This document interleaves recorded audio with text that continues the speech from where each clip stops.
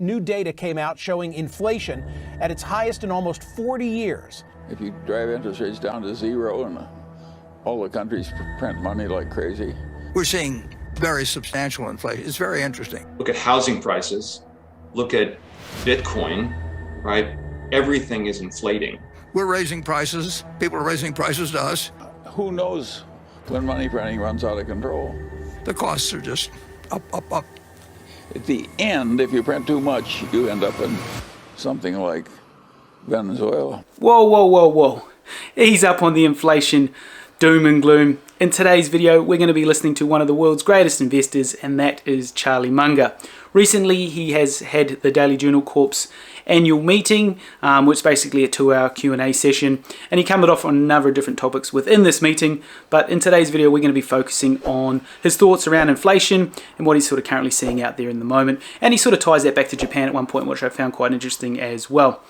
So with that said, let's jump on over and listen to what Charlie Munger has to say around inflation. Do you think it's likely that we will experience a major increase in interest rates in the upcoming decades, like, for example, in the period between 1950 and 1980? Well, that, of course, is a very intelligent question and a very difficult question.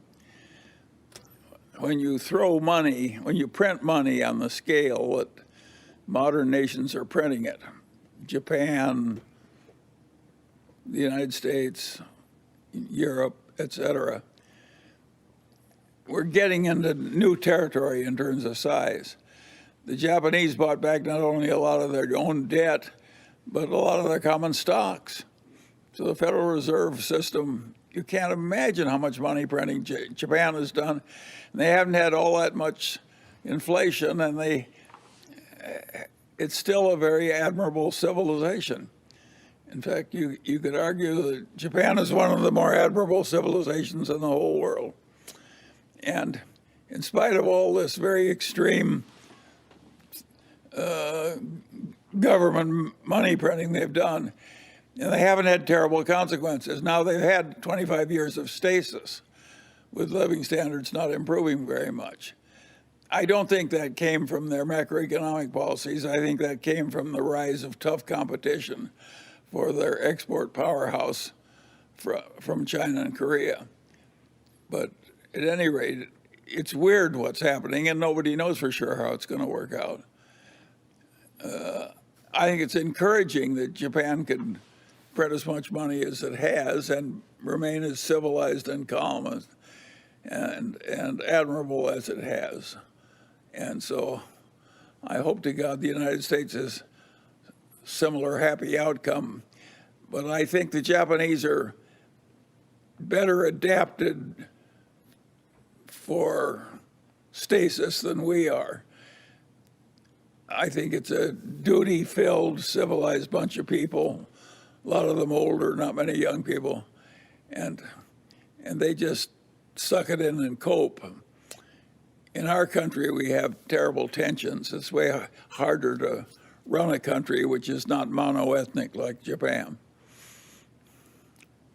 There's some professor at Harvard that has written extensively on this subject. It's way harder to run a nation like the United States with different ethnicities and groups and so forth than it is to run Japan. Japan is basically sort of a mono-ethnic civilization which is proud of its ethnicity, and of course they can cope with it troubles better than some other people can. Charlie, Steve But Cospel we don't know where we're going. There's never been anything quite like what we're doing now. And we do know from what's happened in other nations, if you try and print too much money, it eventually causes terrible trouble. And we are closer to terrible trouble than we've been in the past, but it may still be a long way off. I certainly hope so. Me too. Steve Cospel writes in on this same subject. He says, what are your current thoughts on the inflationary environment? And please compare and contrast it to the 1970s. When Volcker, after the 70s, took the prime rate to 20% and the government was paying 15% on its government bonds, that was a horrible recession lasted a long time, caused a lot of agony.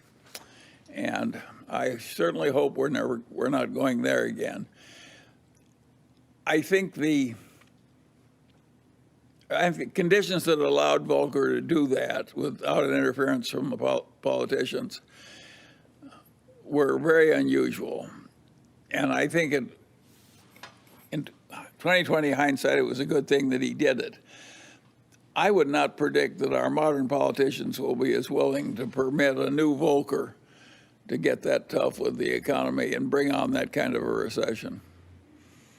So I think the new troubles are likely to be different from the old troubles. You may wish you had a Volcker-style recession instead of what you're going to get. The troubles that come to us could be worse than what Volcker was dealing with, and harder to fix. Like what?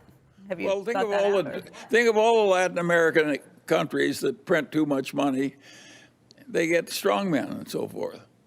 That's what Plato said happened in the early Greek city-state democracies. One person, one vote, a lot of equality, and you get demagogues, and the demagogues lather up the population, and pretty soon you don't have your democracy anymore.